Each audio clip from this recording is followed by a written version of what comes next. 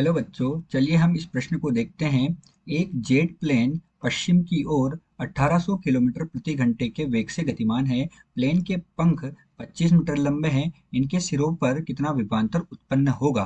पृथ्वी के चुंबकीय क्षेत्र का मान उस स्थान पर 5 गुणा 10 की घात ऋण 4 टेस्ला है तथा जो नति कोण है वो 30 डिग्री है। तो बच्चों, हम इस प्रश्न की जो मुख्य अवधारणा है उस पर चर्चा करेंगे। इस प्रश्न की मुख्य अवधारणा मुख्य अवधारणा इसमें हम देखते हैं कि हमारे पास क्या है। एक ये जेट प्लेन है, हम एक जेट प्लेन का निर्माण करते हैं। ये हमारे पास एक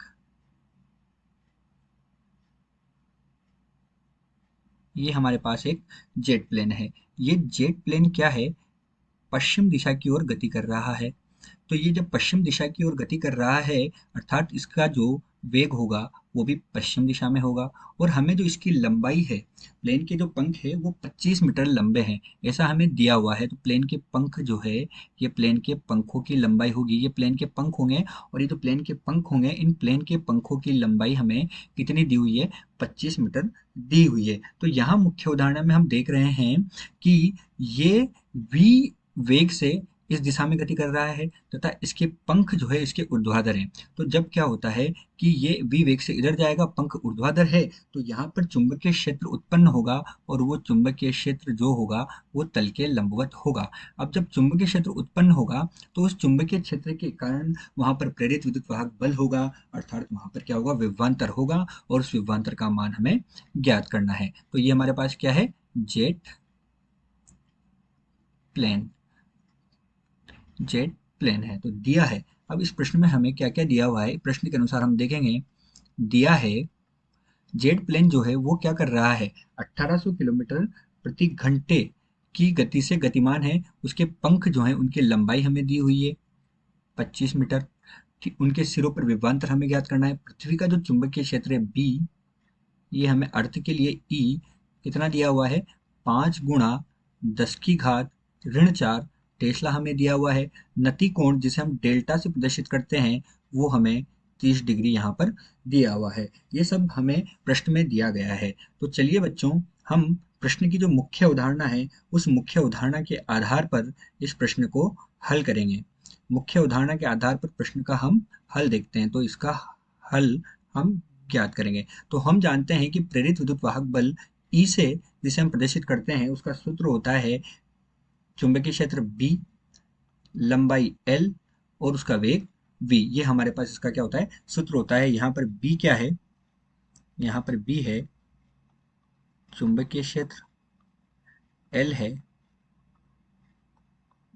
लंबाई और वी जो है हमारे पास वो क्या है? यहाँ पर वेग। वी क्या है हमारे पास? वेग होता है। तो ये हमारे पास जो होता है प्रेरित विद्युत वाहक बल होता है। लेकिन प्रश्न में हम देख रहे हैं कि यहाँ पर जो ये बी है, ये बी किस तरह से है? हमारे पास लंबाई के अनुदिश है, अर्थात ऊर्ध्वाधर है। ऊर्ध्वाधर है तो हमें जो चुंबकीय क्षेत्र है उसके ऊर्ध्वाधर घटक का मान ज्ञात करना है। तो ऊर्ध्वाधर घटक, ऊर्ध्वाधर घटक जो क्या होगा हमारे पास? बी वी बराबर होगा जो पृथ्वी का चुंबकीय क्षेत्र है बी ई गुणा साइन डेल्टा।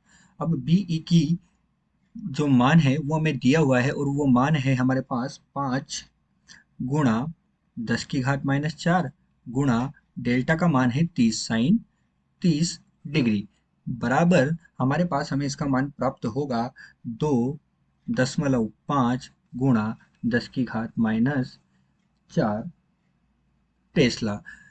तो ये हमें जो ऊर्ध्वाधर घटक है चुंबकीय क्षेत्र का उसका मान हमें प्राप्त हुआ। अब हम प्रेरित विद्युत वाहक बल का मान ज्ञात कर सकते हैं। अतः E बराबर हमारे पास सूत्र था बी गुणा एल गुणा वी। तो बी का मान है 2.5 गुणा 10 की घात माइनस 4। एल का मान है हमारे पास 25 और वी का मान जो है हमारे पास उसका जो वेग है वो 1800 किलोमीटर पर घंटे दिया है, जिसे हम मीटर पर हावर में बदलेंगे तो 5/18 से गुणा करेंगे। जब इसको हम हल करेंगे आगे तो हमें इसका मान ई का मान 3.125 3.125 इलेक्ट्रॉन वोल्ट प्राप्त होगा। अर्थात जो प्रेरित विद्युत वाहक बल है उस प्रेरित विद्युत वाहक बल का मान 3.125 इलेक्ट्रॉन वोल्ट प्राप्त हुआ। अर्थात विभवांतर कितना प्राप्त हुआ? 3.125। तो उपयुक्त प्रश्न में जो जेट प्लेन के जो सिरे हैं उन पर विभवांतर 3.125 इलेक्ट्रॉन वोल्ट होगा। आशा करते हैं आपको प्रश्न समझ आया होगा। धन्यवाद।